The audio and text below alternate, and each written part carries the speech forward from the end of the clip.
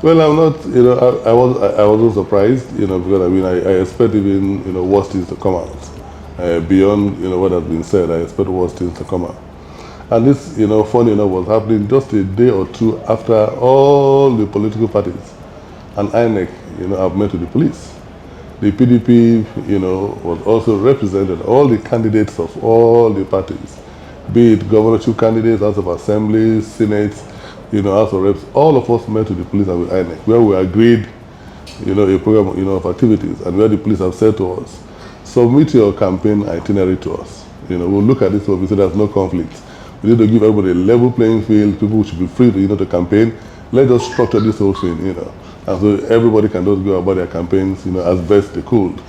And then of course, the law enforcement agencies also knowing exactly who is going where and granting those permits.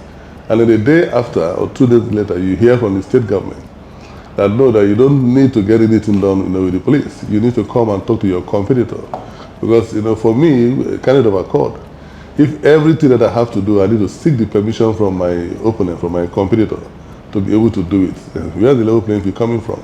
So I need to go to the Commissioner of Education, in the Ministry of Education, 2 weeks at a time, pay a non-refundable fee of 5 million each time I wanted to go and campaign. So first of all, the commissioner is aware that Dumo is coming to a particular place at a particular time.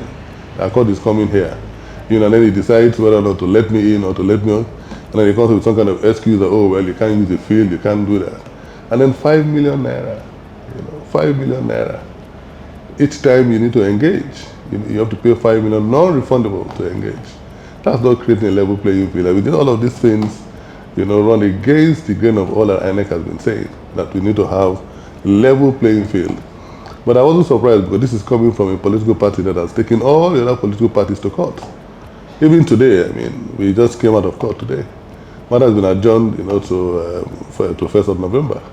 We have another one coming up again tomorrow, So you've taken all the parties to court, and what's the issue? You are in PDP. You're mainly in the internal affairs of all the other parties saying that, well, that even though INEC have found their primaries, okay, that INEC was wrong in filling, those candidates. Therefore, you want all the candidates disqualified. So you're, of a major political party, and you don't want any level of any kind of contest at all. This is a high level of hysteria that the PDP is exhibiting. What do you need to fear? Rivers people are going through quite a whole lot. So this is a time when you have to allow them to take their messages to the nooks and crannies of Rivers to let the people decide that man or woman that should be their governor, or that should be their member representing them at the State House, or be the one who goes to the Senate. This is that time.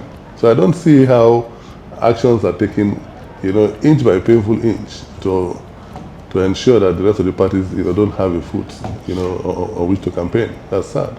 IPAC is the umbrella body of all political parties in Rivers State.